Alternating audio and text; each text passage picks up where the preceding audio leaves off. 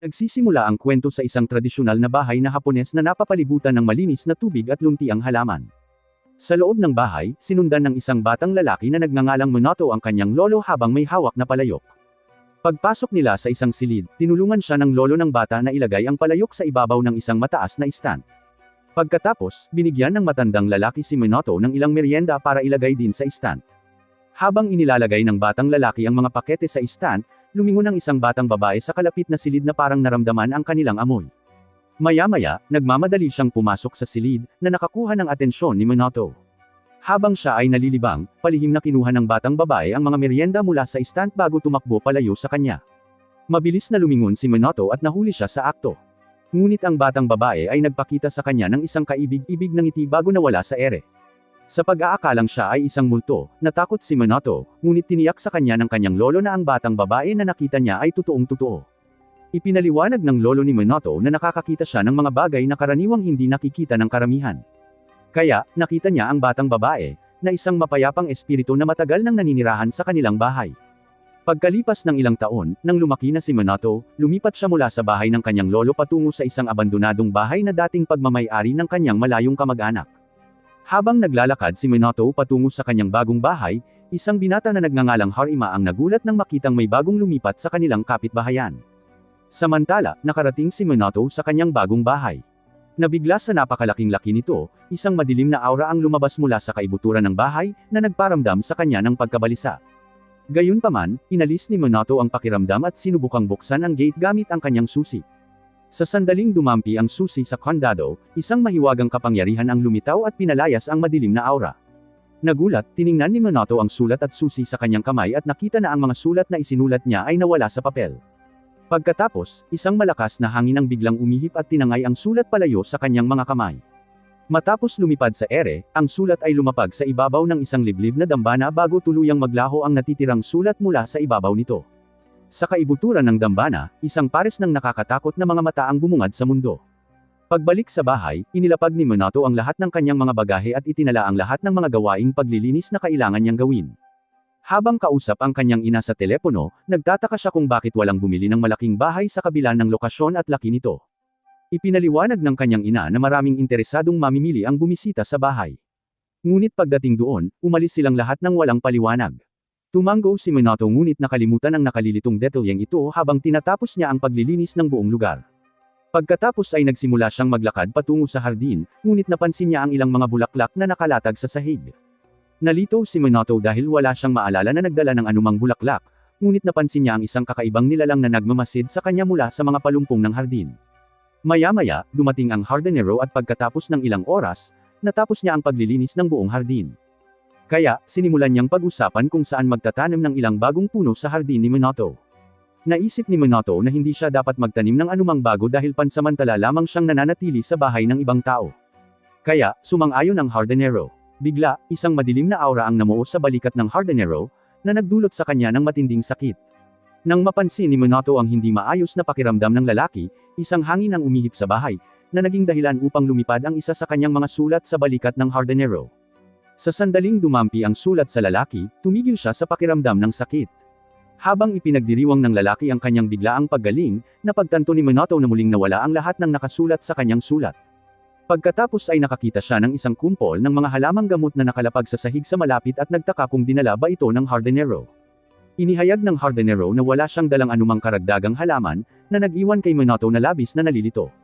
Kinabukasan, nagising si Minato at lumabas upang lumanghap ng sariwang hangin mula sa hardin. Ngunit pagkatapos ay nakakita siya ng isang kumpol ng mga raspberry na iniharap sa kanya sa labas mismo ng pinto. Sa pagkakataong ito, nakita niya ang isang kakaibang nilalang na paalis sa lugar na nagpapaalala sa kanya ng maliit na batang babae mula sa bahay ng kanyang lolo. Sa wakas ay napagtanto ni Minato na isang espesyal na nilalang ang nagdadala sa kanya ng mga regalo na ito tulad ng batang babae na iyon. Kaya nagpasya siyang pumunta sa palengke upang bumili ng ilang handog. Pagbalik niya, naglabas siya ng ilang matatamis at inumin bilang pasasalamat. Matapos ilabas ni Minato ang lahat ng mga regalo, isang mahiwagang fox ang dumating sa kanyang hardin, hinahanap ang masasarap na amoy. Pagkatapos ay ibinunyag ng fox ang tunay nitong anyo kay Minato at humingi ng tawad sa panghihimasok sa kanyang ari-arian. Gulat na gulat, nagtaka si Minato kung bakit kinakausap siya ng puting aso. Ipinaliwanag ng fox na hindi siya aso. Ang pangalan niya ay Yamagami at siya ang Diyos ng lokal na bundok. Nagtataka si Yamagami kung bakit kalmado si Minato matapos siyang makita. Ipinaliwanag ni Minato na nahihiya lang siya sa kanya dahil mabait naman ito na nagdala pa siya ng napakaraming regalo. Pagkatapos ay inalok niya ang mga matatamis at inumin kay Yamagami na agad namang kumain. Habang nasisiyahan si Yamagami sa mga matatamis, inalok din siya ni Minato ng alak. Gayunpaman, humingi si Yamagami ng ordinaryong tubig dahil masyadong mahina ang kanyang kapangyarihan para makayanan ang alak. Pumayag si Minato at binigyan siya ng tubig na binibili sa tindahan, na kinagigiliwan din ni Yamagami tulad ng kanyang natural na tubig mula sa bukal. Pagkatapos, nagpasalamat si Yamagami kay Minato sa pagliligtas sa kanya, at isiniwalat na ang kanyang kapangyarihan ay nakapagpalayas ng ilang masasamang espiritu na kumukonsumo sa kanyang kapangyarihan. Nalilito si Minato dahil wala siyang maalala na nakipaglaban siya sa kahit sinong espiritu. Ngunit ipinaliwanag ni Yamagami na ang nakasulat sa kanyang mga tala ay naglalaman ng isang espesyal na kapangyarihan na maaaring magpalayas ng masasamang espiritu. Sa wakas, napagtanto ni Minato kung bakit laging nawawala ang kanyang mga sulat pagkatapos ng lahat ng mga supernatural na pangyayaring iyon. Bigla, bumalik ang hardinero sa kanyang bahay upang kumuha ng ilang kagamitan na nakalimutan niya sa hardin. Nahiya si Minato na may kakaibang nilalang na nakaupo sa tabi niya. Ngunit ipinaliwanag ni Yamagami na ang mga normal na tao ay hindi makakakita ng mga espiritong tulad niya. Gaya ng inaasahan, umalis ang hardinero nang hindi napansin ang anumang kakaiba. Kaya, bumalik si Minato sa pagbuhos ng mas maraming tubig para sa fox. Sa pagkakataong ito, binigyan niya si Yamagami ng isang bote ng sparkling water, na nagbigay sa kanya ng malaking sorpresa. Gayunpaman, nasiyahan si Yamagami sa mga bula sa kanyang bibig. Habang patuloy siyang umiinom, nagtataka si Minato kung bakit ang kanyang mga salita ay may kapangyarihang magpalayas ng masasamang espiritu. Kahit si Yamagami ay hindi alam ang eksaktong dahilan, kaya tinanong niya si Minato kung palaging pinupuri ng mga tao ang kanyang kasanayan sa kaligrapya. Tumango si Minato, ipinaliwanag na ang kanyang pamilya ay dating namamahala ng isang inn. Noong panahong iyon, napansin ng isang customer ang kaligrapya ni Minato sa nameplate ng inn at sinabihan siyang huwag itong tanggalin, iminungkahi pa nga na gumawa siya ng isa para sa kanyang sariling bahay. Pagkatapos noon, binayaran ng customer ang batang lalaki upang lumikha ng katulad na piraso para lamang sa kanya. Mula noon, nagsimula si Minato na gumawa ng mga nameplate bilang isang libangan. Buong pagmamalaki niyang ipinakita ang ilan sa kanyang mga piraso kay Yamagami, na nagsabi sa kanya na isabit ang mga ito sa paligid ng bahay. Nang may sabit ni Minato ang lahat ng nameplate sa paligid ng mansyon, nagliwanag ang mga ito at lumikha ng isang parisukat na barrier sa paligid ng lugar.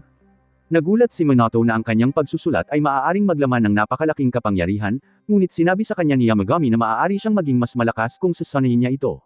Pagkalipas ng ilang araw, bumalik si Yamagami sa bahay ni Minato upang magpakabusog sa ilang matatamis pa. Pagkatapos kainin ang mga ito, ipinakita niya ang kanyang nabawi na kapangyarihan kay Minato. Sa kasamaang palad, ang liwanag ni Yamagami ay labis para sa kanya, kaya't hininaan niya ito. Samantala, sa isang abandonadong pasilidad, dalawang masasamang espiritu ang sumugod patungo kay Harima, na mabilis na bumigkas ng ilang kakaibang salita. Nang malapit na siyang abutan ng mga espiritu, tinapos ni Harima ang kanyang pagbigkas, na lumikha ng isang asul na barrier na humaharang sa kanila. Sa halip na umatake muli, sumuko ang mga espiritu kay Harima at tumakas palabas ng gusali. Sa kabila ng mga panganib ng pakikipaglaban sa mga masasamang espiritu, tumakbo palabas si Harima dahil may posibilidad na atakihin ng mga espiritu ang isang inosenteng tao sa kalapit na palengke. Habang hinahabol niya ang mga espiritu, napansin ni Harima si Minato na naglalakad sa sulok ng isang eskinita. Walang oras si Harima para balaan siya, kaya't ang espiritu ay bumangga ng diretso kay Minato. Laking gulat niya, ang espiritu ang tuluyang nadurog. Pagkatapos noon, isang orb ang bumagsak sa lupa. Walang nakapansin sa bola at sa halip ay nalungkot si Minato na nawala na naman ang kanyang shopping list. Nagsimulang magreklamo si Minato tungkol sa kanyang shopping list kay Harima na nagtaka kung gusto ba niyang bumili ng mga trash bag o kung ano. Mabuti na lang at naghahanap nga si Minato ng mga trash bag. Kaya, nailigtas ang kanyang pagpunta sa palengke. Nagpasalamat siya kay Harima at nagmadaling bumili ng mga trash bag. Habang ang kakaibang orb ay tahimik na gamulong palayo sa mga kalye. Samantala, pabalik sa mansyon ni Minato, tiningnan ni Yamagami ang paligid ng walang buhay na hardin, at ginamit niya ang kanyang mga kapangyarihan upang maibalik ito. Pagkatapos, lumabas si Minato upang tingnan ang hardin kung saan niya natagpuan ang tubig nito na naibalik na at ang mga halaman ay ganap na sariwa. Nagpasalamat si Minato kay Yamagami para sa kanyang tulong, ngunit napagtanto niya na ang kawawang fox ay lumiit matapos gumamit ng napakaraming kapangyarihan. Pagkalipas ng ilang araw, umuwi si Minato, umaasang makikita si Yamagami sa kanyang hardin. Gayunpaman, laking gulat niya nang lumitaw si Yamagami sa mas maliit na anyo kaysa dati, kasama ang tatlong iba pang hayop na kasama niya. Ipinaliwanag ng maliit na Yamagami na ang mga Martens na ito ay ang kanyang tatlong pamilyar na tinatawag na Seri, Utsugi, at Torika. Nag-alok si Minato ng ilang matatamis sa mga minions na nagsimulang lamunin ang mga ito.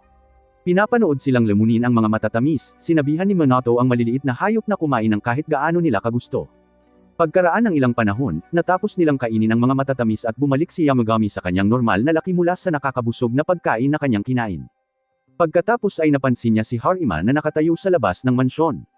Kaya sinabihan niya si Minato na buksan ang pinto. Sa labas, nang inig si Harima nang makaramdam siya ng isang hindi kapani-paniwalang presensya sa loob ng bahay ni Minato.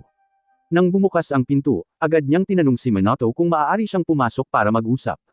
Sa loob, ipinaliwanag ni Harima na siya ay isang profesional na exorcist na kabilang sa isang ahensya ng gobyerno. Pagkatapos ay tinanong niya si Minato kung ginamit niya ang kanyang hindi kapani-paniwalang kapangyarihan upang tunawin ang masamang espiritu mula sa palengke. Naalala ni Minato ang pangyayari. Kaya, ipinaliwanag ni Harima na kamakailan lamang ay mas marami siyang paghaharap sa masasamang espiritu kaysa dati. Para sa kapakanan ng kanyang trabaho, hiniling niya kay Minato na gawan siya ng talisman gamit ang kanyang kapangyarihan. Habang nalilito si Minato, sinabihan siya ni Yamagami na magsulat na lang ng isa pang shopping list para sa kanya. Tinanong ni Minato si Harima kung gusto ba talaga niya ng shopping list, na siyang ikinagulat niya ng husto. Inisip ni Harima kung ang mga bibilhin ni Minato ay naglalaman ng ilang nakakabaliw na ilegal na produkto. Ngunit nang simulan niyang ilista ang mga pang-araw-araw na bagay tulad ng tsaa at toilet paper, naidura ni Harima ang kanyang tsaa sa galit. Nang matapos ni Minato ang pagsulat ng shopping list, napansin ni Harima na naglalaman ito ng isang mahiwagang kapangyarihan. Samantala, nakaramdam ng pagod si Minato sa kung anong dahilan, kaya ipinaalala ni Yamagami sa kanya na gumamit lang siya ng maraming kapangyarihan.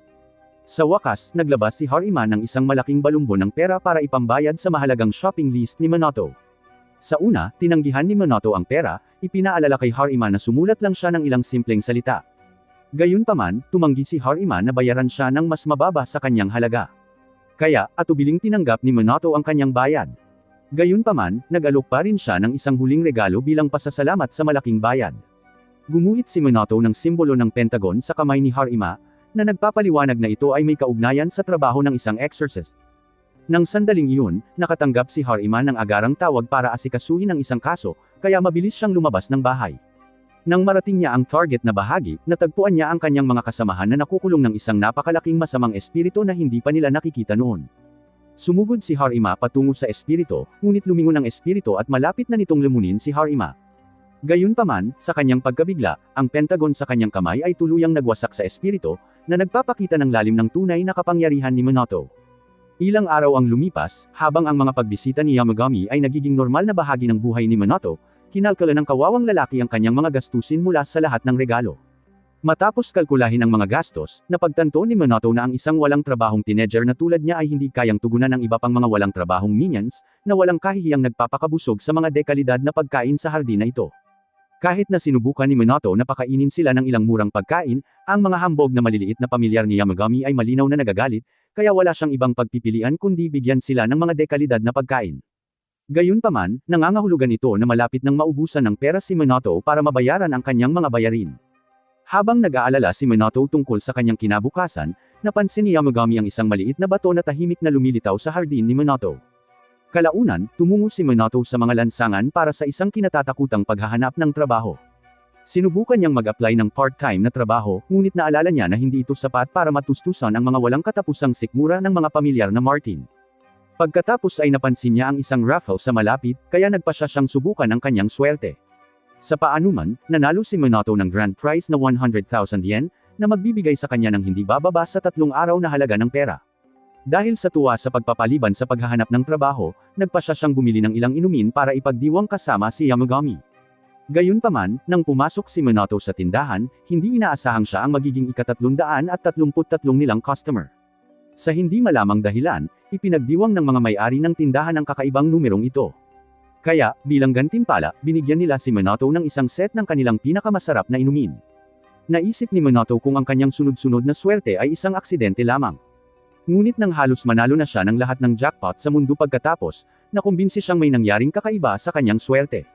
Pagkatapos, umuwi siya bilang isang milyonaryo at tinanong si Yamagami kung ginamit niya ang kanyang kapangyarihan para mandaye sa loto. Umiling si Yamagami at itinuro ang isang kakaibang pagungsalawan ni Minato bilang salarin. Ipinaliwanag niya na ang mabatong pagong na ito ay tinatawag na Reiki at isa ito sa 4 na sagradong halimaw na umano'y nagbibigay ng swerte. Tila, nakatulong na si Minato kay Reiki noon, kaya nagpa siya ang maliit na pagong na suklian ang kanyang pabor. Bagamat walang matindaan si Minato na nagpreserbo ng anumang mga pawikan na nanganganib na maubos, isiniwalat ni Yamagami na hindi direktang tinulungan niya si Reiki na makatakas sa isang masamang espiritu nang wasaki niya ito malapit sa palengke. Sa kabila ng paliwanag na ito, nagduda si Minato tungkol sa kapangyarihan ng pagong. Bigla siyang nakatanggap ng tawag mula sa kanyang ina, na nagsabing nanalo siya sa 1,000,000 yen na lottery na sinalihan niya noon. Sa wakas, tinanggap ni Minato si Reiki bilang tunay na bagay at nagpasalamat dito sa tulong nito. Nabanggit ni Yamagami na gusto ni Reiki na tumira sa lawa, kaya nag-isip si Minato kung dapat ba niya itong hayaang manatili o hindi. Ipinaalala sa kanya ni Yamagami na siya talaga ang may-ari, kaya nasa kanya ang desisyon dahil ang maliit na pagong ay makakatulong sa kanya na mabuhay habang buhay nang hindi nagtatrabaho ng husto. Madaling tinanggap ito ni Minato sa kanyang hardin. Pagkatapos ay inalok niya kay Reiki ang ilan sa mga inumin bilang pasasalamat sa kanyang naunang tulong. Nang marinig ang tungkol sa isang libreng inumin, agad na nagpadala ang mabagal na pagong sa harap ng isang mangkok upang makuha ang gantimpala nito. Ngumiti si Minato at sinabihan si Reiki na uminom hanggat gusto niya. Ngunit pagkatapos ay isang kumikinang na orb ang lumitaw sa harap niya. Nang lumapag ang orb sa sahig, nawala ang liwanag nito, at nakita ang kumpol ng mga buto sa loob. Nagtaka si Minato kung saan nanggaling ang mga buto. Kaya, ipinaliwanag ni Yamagami na regalo ito mula kay Reiki. Pagkatapos, habang naghahanda si Minato na itanim ang mga buto, binalaan siya ni Yamagami na tatubo ang mga ito at magiging isang napakalaking halaman. Upang maiwasan ang pagkasira ng kanyang hardin, humingi si Minato kay Yamagami ng angkop na lugar bago itanim ang mga buto sa loob. Habang itinatanim niya ang mga buto, iniisip ni Minato kung anong halaman talaga ang tutubo, ngunit itinago ito ni Yamagami bilang sorpresa. Pagkalipas ng ilang araw, lumabas si Minato sa hardin dala ang ilang cookies para kay Yamagami at sa kanyang mga familiar. Bigla, 2 maliliit na espiritu ang sumilip mula sa bubong, na tinakat ang kawawang lalaki. Pagkatapos, binati sila ni Yamagami gamit ang mga pangalang Fujin at Raijin. Kaya, napagtanto ni Minato na sila ang mga kilalang espiritu ng hangin at kidlat mula sa mitolohiyang Hapon. Bagamat inilarawan ng 2 espiritu bilang nakakatakot sa mga kwento, ang kanilang hitsura ay medyo cute sa totoong buhay. Matapos malaman ng tunay na pagkakakilanlan ng espiritu, inalok sila ni Minato ng ilang cookies, na masayang tinanggap nila. Pagkatapos, pareho nilang pinagtawanan si Yamagami dahil sa muntik ng mamatay. Ngunit buong pagmamalaking sinabi sa kanila ng matandang fox na hindi siya mamamatay ng ganito kadali. Samantala, nagalit ang mga familiar ni Yamagami dahil ninakaw ng mga espiritu ang kanilang mga cookies. Bago pa man sila maging mausisa tungkol sa kanilang pagbisita, ipinaliwanag ng kambal na Diyos na mausisa lamang sila tungkol sa sikat na hardin ni Minato. Kaya, lumapit sila upang tingnan. Pagkatapos ay napansin nila si Reiki na umiinom mula sa mangkok nito. Kaya inalok din ni Minato na painumin din sila. Nang matapos silang dalawa sa pag-inom, ibinigay ni Fujin kay Minato ang kanyang kapangyarihan ng hangin bilang regalo.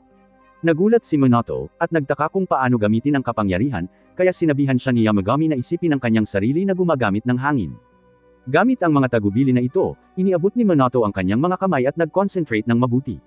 Di nagtagal, isang banayad na simoy ng hangin ang nagsimulang umihip sa parehong direksyon. Bagamat natuwa si Minato na gamitin ang kapangyarihan ng kanyang bagong vacuum cleaner, ipinaliwanag ni Yamagami na maaari niya itong sanayin upang maging mas malakas. Sa ibang lugar, sa isang madilim na pasilidad, lumaban si Harima laban sa mas maraming masasamang espiritu. Habang sinisira niya ang isa pa, napansin niya na ang pentagram mula kay Minato ay unti-unting naglalaho. Habang si Harima ay nalulungkot na malapit nang mawala ang kanyang sobrang lakas na pentagram, 2 sa kanyang mga kasamahan sa koponan ang sumigaw sa takot sa malapit. Lumingon siya at nakita ang isang lalaking nagngangalang Ichija na nakulong ng isang napakalaking masamang espiritu. Bagamat nakatayo sa malapit ang partner ni Ichija na si Horikawa, pakiramdam niya ay wala siyang magagawa laban sa mapanganib na espiritu. Sumigaw si Ichija sa kanya upang tulungan siya, ngunit huli na ang lahat ng sumugod ang espiritu upang umatake. Bigla, dumating si Harima sa tamang oras at sinira ang espiritu gamit ang isang shopping list. Habang tinitingnan ni Harima si Horikawa, ninas si Ichija nang mapansin niya ang shopping list sa mga kamay ni Harima. Pagkatapos, hinarap niya si Horikawa at tinanong ito kung alam niya kung saan nagmula ang sobrang lakas na shopping list ni Harima. Inamin ni Horikawa na hindi niya alam. Kaya, nagalit si Ichija sa kanya. Naguguluhan, nagtataka siya kung bakit siya nagagalit. Pagkatapos, tinanong niya kung bakit niya kinamumuhian si Harima, na lalong ikinagalit niya. Gayunpaman, nagpumiglas si Horikawa at umalis, kaya naiwan si Ichija na mag-isa kasama ang kanyang pagkainggit na damdamin. Pagkalipas ng ilang araw, lumabas si Minato papunta sa kanyang hardin, napansin niyang tumigil na ang ulan sa labas. Ipinaliwanag ni Yamagami na hindi naapektuhan ang hardin dahil ang enerhiya mula sa lahat ng mahiwagang nilalang na naninirahan sa loob ay lumikha ng barrier sa paligid nito. Pagkatapos ay napansin ni Minato ang mga butong itinanim niya na ngayon ay sumisibol at naging isang maliit na paunla. Sinabi ni Yamagami kay Minato na ang halamang ito ay tatawaging Kusanenoy hango sa sarili niyang pangalan bilang sagradong puno ng bahay. Tumango si Minato at diniligan ang paunla bago kumuha ng ilang pangmeryenda para kay Yamagami. Habang kumakain ang puting fox, inilabas ni Minato ang ilang gamit sa hiking mula sa kanyang bagahe. Nagtaka si Yamagami kung saan siya pupunta, kaya ipinaliwanag ni Minato na gusto niyang mag-hiking sa kanyang bundok. Nagulat siya, binalaan siya ni Yamagami na ang kanyang bundok ay hindi madaling lugar para mag-hiking, ngunit kumpiyansa si Minato sa kanyang gamit sa pag-akyat. Sa wakas, pinayagan siya ni Yamagami na mag-hiking sa kanyang bundok hanggat hindi siya aakyat ng mas mataas kaysa sa kanyang dambana. Matapos makumpleto ang kanyang paghahanda, nag-hiking si Minato sa bundok Hojo kasama ang 3 pamilyar ni Yamagami. Sa daan, nagsimulang mahirapan si Minato sa malupit na lupain, ngunit pinalakas siya ng 3 espiritu. Pagkatapos ng mahaba at mahirap na paglalakad, sa wakas ay nakarating si Minato sa isang clearing kung saan nakita niya ang sirang lumang dambana ni Yamagami. Tiniyak ng 3 Martin kay Minato na hindi niya kailangang linisin ang kahit ano. Gayunpaman, gusto pa rin itong kumpunihin ni Minato bilang pagpupugay sa kanyang kaibigan. Nang makita ang kanyang katapatan, tinulungan siya ng mga espiritu na dalhin ang mga materyales at ayusin ang sirang dambana.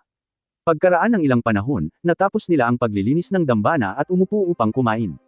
Bigla, nakarinig ang lahat ng nakakabagabag na mga ungol na nagmumula sa kalapit na kagubatan. Walang paliwanag, tumayo ang mga espiritu upang mag-imbestiga. Kaya, hinabol sila ni Minato. Nang maabyutan niya sila, napansin niya na isang malaking itim na hamog ang natipon sa paligid ng isang kalapit na talon. Mula sa itim na hamog, lumitaw ang isang masamang espiritu at inatake ang isa sa mga Martens na nagtatago sa mga bisig ni Minato. Pagkatapos, napansin ng isa sa kanila na ang masamang espiritu ay sumipsip ng isa pang nilalang, bago tinanong si Minato kung nakikita niya ito. Ipinaliwanag ni Minato na mabubuting espiritu lamang ang nakikita niya, ngunit ang partikular na masamang espiritu na ito ay napakalakas na kahit siya ay bahagya itong nakikita. Dahil ang mga ferret ay masyadong takot na lumapit sa masamang espiritu, nagpasya si Minato na harapin ito gamit ang isa sa kanyang mga notes. Habang sinusubukan niyang gawing singaw ang espiritu gamit ang notes, umiwas ang espiritu sa kanyang pag-atake at gumanti. Napagtanto ni Minato na hindi niya matatalo ang espiritu nang hindi isinasapanganib ang sarili niyang katawan, ngunit may isa pa siyang naisip. Kumuha siya ng ilang sulat mula sa kanyang bag at inihagis ang mga ito sa ere at ginamit ang kanyang mahika ng hangin upang hipan ang mga ito patungo sa espiritu na parang machine gun. Sa pagkakataong ito, isa sa mga sulat ang tumama sa masamang espiritu, na agad na nagbura dito.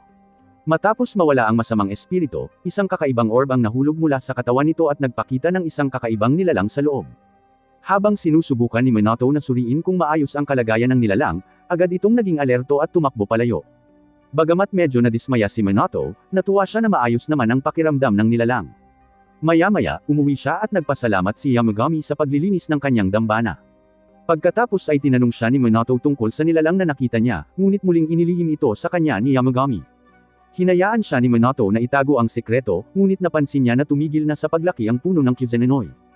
Ipinaliwanag ng mga Martin na dahil ang puno ay isang sagradong halaman, ang pattern ng paglaki nito ay naiiba sa mga normal na puno.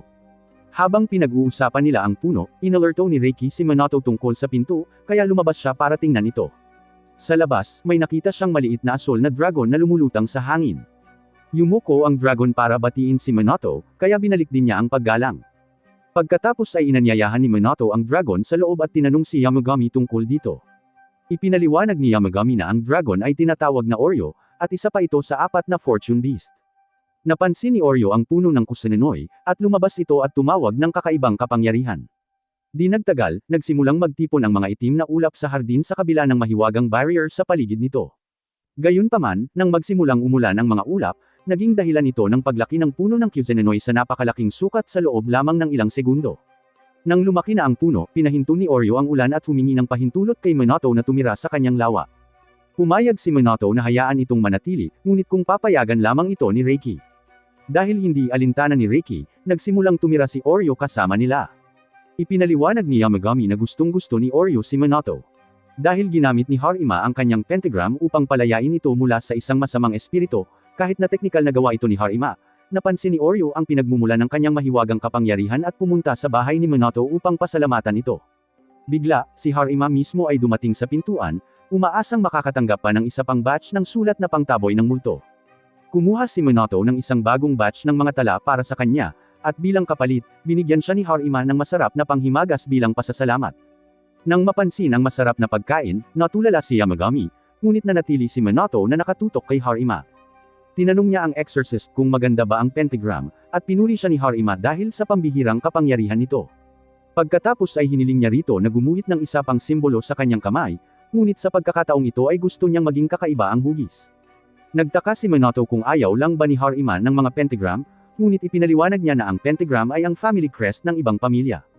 Tumango si Minato at gumuhit ng isang bagong hugis sa kamay ni Harima, na kanyang inoobserbahan habang nagtatrabaho.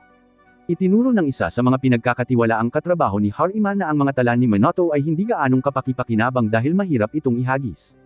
Ipinaliwanag ni Harima na naayos na niya ang isyong ito sa pamamagitan ng pagpapagawa kay Minato ng mga solidong business card para sa kanya. Nang marinig ito, nagbiro ang katrabaho na handa nang maging superhero si Harima gamit ang kanyang mga throwing card. Pagkatapos ay nagseryoso siya at binalaan itong ilihim ang pagkakakilanlan ni Minato dahil maaaring pagsamantalahan siya ng sinumang masamang tao dahil sa kanyang kapangyarihang magtaboy ng espiritu. Nabanggit niya na nalaman na ni Ichijo ang tungkol kay Minato ngunit umaasa siyang wala siyang gagawing anumang bagay na makakasakit sa kanya. Samantala, sa palengke, nabanggaan ni Minato si Ichijo na tumitig sa kanya at naglakad palayo. Naguguluhan, nagpatuloy sa paglalakad si Minato ngunit hindi niya napansin ang maliit na talisman na palihim na iniwan ni Ichijo sa kanyang likuran. Pagkalipas ng ilang araw, habang sinusulat ni Minato ang isa pang shopping list na pangwakas ng mundo, napansin ni Yamagami ang masamang talisman ni Ichijo na lumulutang. Naningkit ang kanyang mga mata, naalala ang babala ni Harima tungkol sa isang kasamahan na sinusubaybayan ang mga galaw ni Minato. Nagalit si Yamagami dahil sa isang maliit na nilalang na gustong saktan ang kanyang kaibigan. Kaya, binura niya ang talisman upang protektahan si Minato. Maya-maya, si Ichijo mismo ang nagtuntan sa bahay ni Minato matapos ang lahat ng pagkabigo mula sa kanyang mga sumpang talisman. Nang marating niya ang bahay kasama si Horikawa, tinanong siya nito kung ano ang plano niyang gawin pagkatapos makita si Minato. Sinabi ni Ichijo sa kanya na bibilhin niya ang kanyang mga talisman ng maramihan o pipilitin siyang gumawa ng mga custom-made na artifact para lamang sa kanyang sarili. Pagkatapos ay nakaramdam si Horikawa ng kakaibang tunog mula sa lahat ng mahiwagang enerhiya sa paligid ng bahay ni Minato, ngunit hindi niya maintindihan kung ano ito. Lumapit si Ichijo at pinindot ang doorbell, ngunit nang hindi bumukas ang pinto, sinipa niya ito dahil sa pagkadismaya. Bigla, isang kakaibang kapangyarihan ang dumb alloy sa kanyang katawan at naging dahilan upang siya ay madulas at matamba. Pagkatayo ni Ichijo, natagpuan niya ang kanyang sarili sa isang bangungot na nakapalibot sa isang nakakatakot na dambana. Nalilito, tinawag niya si Horikawa, ngunit walang tumugon. Lumingon ang takot na lalaki sa paligid at matapos makaramdam ng nakapandidiring takot, sinubukan niyang tumakas mula sa impyerno. Gayunpaman, isa sa mga puno ang tumubo sa kanyang dinaraanan, na naging dahilan upang siya ay matisod at matamba ng patiwarik sa isang matigas na bato. Matapos maranasan ang sakit ng kamatayan, mahimalang nagising si Ichijo pabalik sa dambana. Tiningnan niya ang kanyang relo at napagtanto na hindi pa pala lumilipas ang oras kahit isang segundo, na lalong nag-iwan sa kanya ng takot. Pagkatapos, napansin ni Ichijo ang isang malaking linya ng talisman na humuhuni ng enerhiya, ang kanilang kapangyarihan ay tila hindi pala kaaya-aya. Samantala, mapayapang tinapos ni Minato ang kanyang shopping list pabalik sa bahay. Malapit, binuklat ni Yamagami ang isang lokal na magasin kung saan nalaman niyang ang kanyang paboritong bean maker ay nagsimulang gumamit ng chunky bean paste sa halip na smooth. Ang pagbabagong ito sa tekstura ay masyadong kakatwa para kay Yamagami.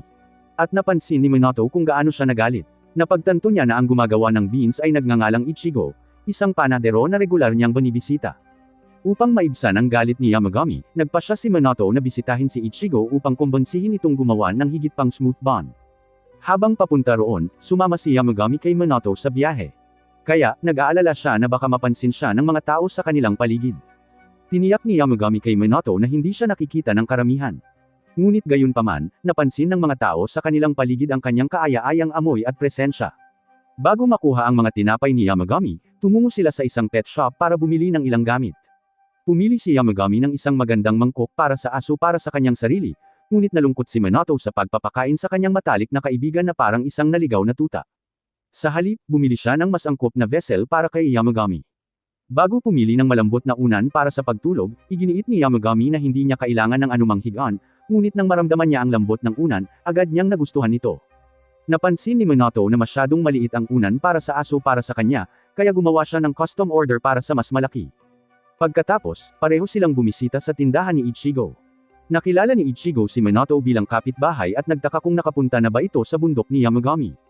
Tumango si Minato, kaya palihim na tinanong siya ni Ichigo kung nakilala na ba niya ang banal na aso ng bundok. Sa likod ni Minato, itinuro ng nagalit na si Yamagami na isa itong lobo. Sinamantala ni Minato ang pagkakataong umiwas sa pagsisinungaling at sinabi kay Ichigo na wala pa siyang nakikitang mahiwagang aso nitong mga nakaraang araw. Tinanong niya ang panadero kung ano ang tinutukoy nito. Kaya ipinaliwanag ni Ichigo na nakilala na niya ang banal na aso ng bundok. Noong bata pa siya, naligaw siya sa malawak na bundok habang naglalaro sa labas. Habang sinusubukan ng batang si Ichigo na hanapin ang kanyang daan, napadpad siya sa isang kakaibang dambana. Bigla, isang kakaibang aso ang lumitaw sa harap niya at tinakat siya palayo. Saan man tumakbo ang batang lalaki, ang aso ay biglang sumusulpot mula sa kung saan upang takutin siya sa ibang direksyon. Nang matagpuan ni Ichigo ang kanyang sarili sa paanan ng bundok ay saka lamang niya napagtanto na tinulungan siya ng aso na mahanap ang kanyang daan pabalik. Sa kasalukuyan, inakala ni Ichigo na nakakita siya ng isang asong demonyo na gumagabay, na lalong ikinagalit ni Yamagami. Gayunpaman, ipinaliwanag ng panadero na iginagalang niya si Yamagami mula noon at pinuri ito bilang isang banal na aso. Nagulat si Minato sa kwento at umakto na parang gusto niyang makilala mismo ang aso. Pagkatapos, umalis siya sa tindahan kasama si Yamagami, nagtataka kung paano bumalik sa ganap na kalusugan si Ichigo. Ipinaliwanag ni Yamagami na kahit hindi niya maaaring ipagpaliban ang pagkamatay ng isang tao, maaari niya silang tulungan na mapanatili ang kanilang kalusugan gamit ang kanyang enerhiya. Dahil si Ichigo ang gumagawa ng kanyang paboritong tinapay, kailangan niya ang matandang lalaki upang manatili sa negosyo hanggat maaari. Habang nanunood silang dalawa, umuwi ang apo ni Ichigo. Pareho silang mukhang isang perpektong pamilya. Pagkatapos, umuwi si Minato at itinali ang isang wind chime sa kisame ng hardin. Pagkatapos, umalis siya upang maligo. Habang atubiling sinusubukan ni Yamagami ang mga bagong malalaking tinapay bago siya magsimulang kumain, naalala ni Yamagami na may isang hindi kanais-nais na bisita na nasa labas lamang ng kanilang bahay. Matapos paulit-ulit na maranasan ni Ichigo ang parehong bangungot na impyerno, naisip niya kung siya ba ay nakulong sa loob upang mabulok magpakailanman. Sa wakas, ang walang katapusang takot ay nanag sa kanya at nagmakaawa ang lalaki sa sinumang kumokontrol sa kaharian na patawarin siya sa pagkagalit sa kanila. Sa kanyang paghingi ng tawad, sa wakas ay pinakawalan siya ni Yamagami mula sa bangungot at bumalik si Ichigo sa kanyang katinoan sa totoong mundo. Nang magising siya, tinanong niya si Horikawa kung gaano na siya katagal naghihintay sa kanya. Nalito si Horikawa dahil hindi niya naramdaman ang oras na lumipas noong panahong nakulong si Ichigo sa bangungot. Matapos marinig ito, natakot si Ichigo sa bahay ni Minato at tumakbo palayo na parang takot na bata. Naiwan, ang nalilitong si Horikawa ay nagtaka kung ang kampana ng bahay ay may kinalaman sa takot ni Ichigo. Samantala, patuloy na tahimik na ninanamnam ni Yamagami ang kanyang malalaking tinapay. Maya-maya, lumabas si Minato mula sa banyo, iniisip kung may bisita sila. Sinabihan siya ni Yamagami na wala, kaya binago ni Minato ang usapan at nagtaka kung gusto niya ang mga bagong tinapay. Sa kabila ng kanyang mga naunang reklamo, nagustuhan pa rin ni Yamagami ang mga bagong tinapay pagkatapos matikman ang mga ito. Natuwa si Minato na hindi nasayang ang kanilang pagpunta sa panaderia ni Ichigo at umupo upang magpahinga. Napansin ni Yamagami na medyo matagal siyang naligo sa pagkakataong ito, kahit na kadalasan ay mabilis siyang naliligo. Ipinaliwanag ni Minato na nasanay na siyang maligo sa isang mainit na bukal sa bahay. Kaya, gusto niyang maranasan muli ang pakiramdam na iyon. Nang marinig ito, napaisip si Yamagami at nagpas siyang kumilos. Kinabukasan, habang naglalakad palabas si Minato papunta sa kanyang hardin, napansin niya ang amoy ng nagliliyab na sulfur. Nagulat siya nang makita niyang si Yamagami ay gumawa ng isang kumpletong paligaw ng mainit na bukal sa kanyang hardin para sa kanya. Malugod na tinanggap ni Minato ang kanyang regalo at pumasok sa paligan upang mag-relax. Pagkatapos ay napansin niya na wala ang pagong at dragon. Ipinaliwanag ni Yamagami na ang dalawang maliliit na halimaw ay malamang na nagpapahinga sa ilalim ng lawa ng hardin. Isiniwalat din niya na siya ang lumikha ng mainit na bukal sa tulong nila kagabi. Tumango si Minato, na nag-iisip upang pasalamatan silang dalawa. Maya-maya, lumabas siya mula sa mainit na paligan upang mag-relax sa malamig na sahig. Habang wala sa trabaho si Minato, mapayapang nasiyahan si Yamagami sa isang mangkok ng aso na puno ng tsaa. Pagkatapos ay biglang inalerto ng isa sa kanyang mga familiar ang lahat na mayroon silang bagong bisita. Pagkatapos ay lumapit si Oryo kay Minato, na ipinaliwanag na ang bisita ay isang taong kilala niya at ni Reiki. Pagkalabas ni Minato, wala siyang nakita sa pinto. Pagkatapos ay napansin niya ang isang mahiyain na nilalang na sumisilip mula sa ilalim ng damuhan. Nang matuklasan ang nilalang, yumuko ito pabalik dahil sa pagkamahiyain. Ipinaliwanag ng isa sa mga ferret na humihingi ito ng permiso para makapasok sa bahay. Kaya pumayag si Minato na papasukin ito. Matapos makapasok ang kanilang bagong kaibigan, nagpakilala ito bilang si Kirin, pagkatapos ay nagsimulang manginig ng may kaba habang bumubulong ng ilang salita. Nagtataka si Minato kung ano ang sinasabi nito, kaya ang isa sa mga ferret ay nagsilbing tagasalin para sa kanya. Ipinaliwanag nito na si Kirin ay labis na nagpapasalamat sa kanya sa pagliligtas nito mula sa masamang espiritu. Hindi masyadong inisip ni Minato ang kanyang sariling mga aksyon. Ngunit biglang naging mas matapang si Kirin at nagsimulang magpasalamat sa kanya gamit ang mas maraming salita kaysa sa diksyonaryong Ingles. Pagkatapos ng isang oras na pag-ungol, inalok ng Kirin na gawing hari ng kalahati ng mundo si Minato bilang pasasalamat sa kanyang tulong. Siyempre, ayaw ni Minato ng ganoon kalaking kapangyarihan. Kaya, nagtataka si Kirin kung bakit maaaring tanggihan ng isang tao ang alok nito. Sa isip ni Kirin, ang mga tao ay mga sakam na nilalang na sumasalakay sa ibang mga bansa para lamang sakupin ang kanilang mga mapagkukunan. Kaya, naisip nito na magugustuhan ni Minato ang regalo nito. Habang nahihirapang magpaliwanag si Minato, sinabi ni Fujin at Raiden kay Kira na wala siyang ganoong kasakiman sa puso niya. Pagkatapos, sa wakas ay umalis na si Kirin. Si Minato ay nagpasalamat sa dalawang espiritu sa pagtulong sa kanya. Napansin ni Minato na mas malaki ang kanilang itsura kaysa dati. Ipinaliwanag nila na bumabalik lang sila sa kanilang orihinal na laki dahil ang hardin ni Minato ay isang kapaki-pakinabang na kapaligiran para sa kanila. Upang pasalamatan siya sa kanyang tulong, hinugot nila ang isang higanteng bihirang isda at hiniwa ito para sa isang piging. Nagtaka ang mga ferret kung makakagawa rin ba si Minato ng isang bagay na kahanga-hanga, ngunit hindi pa siya sapat ang lakas. Pagkatapos ay pinasubukan ni Raiden kay Yamagami ang kanyang lakas ng hangin upang tingnan kung lumakas na ito. Matapos hipan ni Minato ang banayad na simoy ng hangin sa malambot na balahibo ni Yamagami, nagising ang kawawang lobo mula sa kanyang pagtulog na may pagbahing. Mabuti na lang at hindi alintana ni Yamagami ang kanyang mga eksperimento. Napansin ni Raiden na hindi ganoon kalakas ang ginagawa ni Minato at napagtanto niyang natatakot siyang saktan si Yamagami. Ipinaliwanag ng espiritu ng hangin na kung susubukan muna ni Minato ang buong limitasyon ng kanyang mga kapangyarihan sa isang ligtas na target, matututunan niyang mas kontrolin ang mga ito sa paligid ng ibang tao. Habang iniisip ni Minato ang kanyang mga sinabi, nakatanggap siya ng mensahe mula sa kanyang ina na nagpapalam sa kanya na nasira na naman ang nameplate ng kanilang bahay. Naisip ni Yamagami na maaaring may isang supernatural na espiritu ang nasa likod ng mga kakaibang insidente sa nameplate. Kaya, naalala ni Minato ang batang espiritu na nagngangalang Warashi na nakatira sa kanyang bahay. Ipinaliwanag ni Yamagami na ang kapangyarihang magbantay ng espiritu sa mga nameplate ni Minato ay malamang na nag-expire na. Kaya, sinira ng mapayapang espiritu sa kanyang bahay ang mga ito bilang paalala na palitan ang mga ito. Nang marinig ito, naalala ni Minato kung ilang beses na nasira ang mga nameplate noong kanyang pagkabata. Kaya, sumang-ayon siya sa paliwanag ni Yamagami. Bago gumawa ng bagong nameplate para sa kanyang ina, inisip ni Minato kung mapapabuti niya ang mga ito kahit papaano. Naisip ni Yamagami na mapapahusay niya ang kanyang kapangyarihan sa pagtatanggol ng espiritu, kaya sa susunod na pagkakataon ay makapagpadala siya ng mas malakas na nameplate na tatagal ng mas matagal. Inisip ni Minato kung paano madaragdagan ang kanyang kapangyarihan. Kaya, tumayo si Yamagami upang simulan ang pagsasanay. Binuksan niya ang isang kakaibang portal na naghatid sa nagulat na si Minato sa isang kagubatan na puno ng mga puno. Sinabihan siya ni Yamagami na gamitin ang buong kapangyarihan ng kanyang mahika sa hangin, ngunit nalungkot si Minato sa maaaring pagkasira ng magagandang puno. Ipinaliwanag ni Yamagami na ang mga puno ay pawang peke, kaya dapat ay huwag siyang mag-atubiling sirain silang lahat. Dahil sa kanyang katiyakan, sa wakas ay naghanda si Minato na gamitin ang kanyang buong lakas. Samantala, sa labas ng bahay, bumalik si Kirin na may dalang durian bilang regalo para kay Minato. Iniwan nito ang mabahong prutas sa lupa, kaya't parehong sinigawan ito ni Reiki at Oreo dahil sa pag-iwan ng mabahong basura. Nagalit ang Kirin na tinanggihan nila ang mahalagang regalo nito, ngunit atubili itong umalis ng mansyon. Pagbalik sa kagubatan, pinanood ni Yamagami si Minato habang inilalahad ang kanyang mga kamay at nag-concentrate. Sa pagkakataong ito, nagpakawala siya ng isang malakas na hangin na yumanig kahit sa malalakas na puno. Ngunit biglang sumuko ang kanyang katawan at siya ay bumagsak dahil sa lahat ng paghihirap. Pagkatapos, nagising siyang bumalik sa bahay at ipinaliwanag ni Yamagami na hindi na kaya ng kanyang katawan ang kanyang buong lakas. Mula noon, sinimulan ni Minato ang pagsasanay kasama si Yamagami upang palakasin ang kanyang hangin, mahika, at tibay. Nang lumakas ang kanyang kapangyarihan, gumawa siya ng bagong nameplate para sa kanyang ina na may dagdag na lakas sa pagpigil sa espiritu. Habang naghahanda si Minato na ipadala ang regalo pauwi, nahaharap si Harima sa isang bagong banta sa ibang lugar.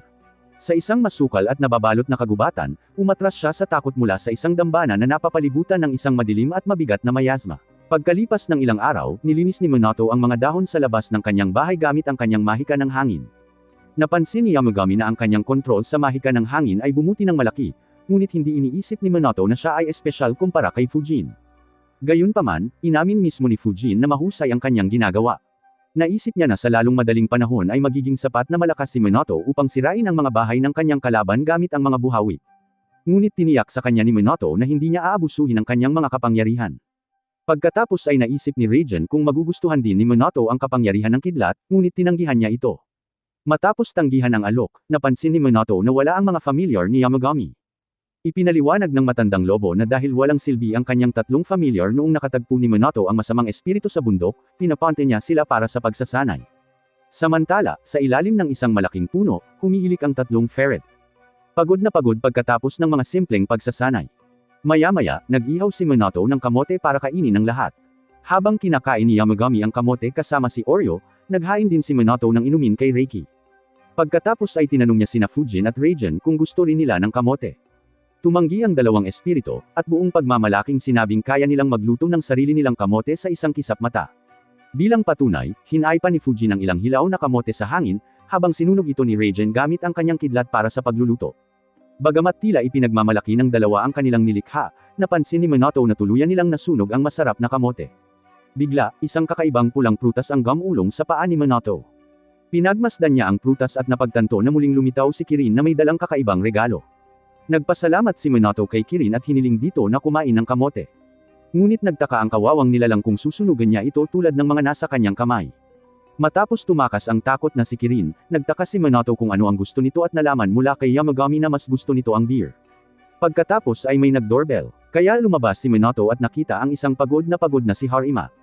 Hindi makapagsalita, bumagsak ang pagod na lalaki sa mga bisig ni Minato. Pagkatapos ng ilang pahinga at tubig, sa wakas ay nagkaroon ng lakas si Harima para magsalita. Nabanggit niya na tumaas ang pressure sa loob ng bahay ni Minato. Bagamat ang pressure ay nagmumula sa lahat ng kakaibang mahiwagang nilalang na naninirahan sa loob, umakto si Minato na parang wala siyang alam tungkol dito. Pagkatapos ay ipinaliwanag ni Harima na nakatagpo siya ng isang masamang espiritu na hindi matatalo ng lahat ng mga Hapones na exorcist, kahit na magkakasama na lumalaban. Isiniwalat niya na ang espiritu ay nagmula sa isang isinumpang manika na dinala sa isang templo para sa purification. Gayunpaman, ang paring responsable sa pag-purify nito ay namatay at pagkatapos ay naging isang haunted zone ang templo. Nabanggit ni Harima na ang masamang espiritong ito ay maaaring isang makapangyarihang nilalang tulad ni Yamagami dahil hindi man lang siya makapasok sa templo kasama ang kanyang mga partner. Nagtataka si Minato kung bakit gusto ni Harima na talunin niya ang masamang espiritu. Kaya ipinaliwanag ni Harima na ang Haunted Temple ay umiiral sa isang espesyal na espasyo sa labas ng kanilang mundo.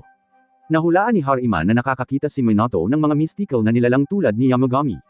Kaya't tiwala siyang makakapasok siya sa Haunted Temple gamit ang kanilang kapangyarihan. Nang marinig na gustong gamitin ni Harima ang kanyang mga kapangyarihan, nagalit si Yamagami at nagbigay ng malaking pressure kay Harima. Mabuti na lang at bago pa man masyadong matroma si Harima, hiniling ng tatlong ferret kay Yamagami na kumalma. Pagkatapos ay tinanong ni Minato si Yamagami kung handa ba siyang tulungan si Harima. Pumayag ang galit na lobo na tumulong, ngunit sa isang mahigpit na kondisyon lamang. Ang kondisyon ay bibigyan siya ni Harima ng maraming dekalidad na pagkain tulad ng rice cakes at bean paste. Matapos makuha ni Yamagami ang pagkain na suhol, tinanong ni Minato kung sasama ba siya sa kanya upang e-exorcist ang espiritu. Gayunpaman, nalaman niya na si Yamagami ay magbibigay lamang ng malayong suporta. Sa kanyang lugar, sasamahan ng kanyang tatlong familiar si Minato upang ipakita ang kanilang pagsasanay at nagbukas ng isang portal patungo sa kabilang mundo. Kinabukasan, naghanda si Minato na umalis kasama ang tatlong ferret. Pagkatapos magpaalam, lahat sila ay umalis patungo sa pinagmumultuhan na templo. Ngunit bago umalis si Minato, nakita ni Yamagami ang isang dahon mula sa puno ng kusunenoy na napunta sa kanyang damit. Pagkatapos, sina Minato at ang mga ferret ay naglakbay ng malayo patungo sa rehiyon kung saan matatagpuan ang templo. Pagpasok nila sa lungsod, sinunod ni Minato ang direksyon ni Harima papunta sa templo. Gayunpaman, habang papunta siya, naagaw ng atensyon ng mga ferret ang atensyon ng isang tindahan ng panghimagas. Kaya, huminto ang lahat para kumain ng sariwang apple pie. Habang kumakain silang tatlo ng tanghalian, napansin ni Minato ang isang uwak na malapit sa kanila. Ipinaliwanag ng isa sa mga ferret na ang uwak na ito ang nagtuturo sa kanila ng daan, kaya tumayo si Minato para sundan ito. Pagkatapos ng ilang paglalakad, pumasok sila sa isang lugar kung saan ang itim na hamog ay lumilikha ng mabigat na presyon. Nang marating nila ang templo, si Minato ang unang umakyat sa hagdanan nito sa harap mismo ng gate ng templo. Napansin ni Minato na iniiwasan ng lahat ng uwak ang mabigat na mayasma sa loob. Pagkatapos ay tinawagan niya si Harima para ipaalam na dumating na siya. Kinumpirma ni Harima na naghihintay sa likuran ng templo kasama ang kanyang mga partner, na naroon din siya sa lokasyon. Habang sinusubukan ng isa sa kanyang mga kaibigan na makapasok, ipinaalam niya kay Minato na hindi sila makakalapit kahit isang hakbang. Hiniling ni Harima kay Minato na mauna, ngunit ipinaalala rin niya rito na tumakbo para sa kanyang buhay kung may mangyaring hindi maganda. Pumayag si Minato at humakbang patungo sa gate, ngunit naitaboy nito ang kanyang kamay ng isang malakas na puwersa. Upang matulungan siyang makapasok, pinagsama ng tatlong ferret ang kanilang mga kapangyarihan at pinilit na bumukas ang gate patungo sa isang mahiwagang portal. Nang nakabukas ang pinto, lahat sila ay tumungo sa loob. Di nagtagal, narating nila ang pangunahing gusali ng templo, kung saan napansin ng mga ferret ang isang toneladang manika na nakaimbak sa loob. Bago pa sila makalapit, umalangaw ang nakakatakot na pagsitsit ng isang masamang espiritu. Pinagdikit ng lahat ng ferret ang kanilang mga ngipin sa kalaban, ngunit sinira nito ang mga pader ng templo at inatake sila gamit ang itim na tentacles. Nabigla sa bigla ang pag-atake, hinaranggan ni Minato ang mga ferret gamit ang isang shopping list upang harangan ang mga tentacles. Matapos niya itong talunin, isang grupo ng mga manika ang bumagsak at namatay sa sahig. Pagkatapos ay mas maraming manika ang nagmamadaling lumabas ng bahay, kaya tumalon ang mga ferret upang itaboy sila. Matapos nilang talunin ang tatlong manika na ito, naging masyadong mayabang si Utsugi at hindi napansin ang isa sa kanila ay gumagalaw pa rin. Nabigla siya sa manika at nakulong siya sa loob ng buhok nito, ngunit sa kabutihang palad ay pinutol ito ni Shiri. Matapos ang muntik ng katapusan ni Utsugi, nakahinga ng maluwag ang lahat. Sa kasamaang palad, hindi sila nakapagpahinga dahil sa wakas ay lumitaw ang huling manika ng boss mula sa templo na may malaking kadiliman na nakasentro sa katawan nito. Lumipad ang manika sa ere at sumigaw ng malakas. Ang galit na sigaw ng manika ay naging sanhi ng pagtama ng kadiliman kay Minato at sa iba pa, kaya naghanda sila para sa isang malaking laban. Kumuha si Minato ng ilang memo at inihagis ang mga ito sa ere at hinaipan patungo sa masamang manika. Gayunpaman, ang manika na ito ay masyadong malakas at tinusok nito ang malalakas na talisman na parang mga normal na shopping list.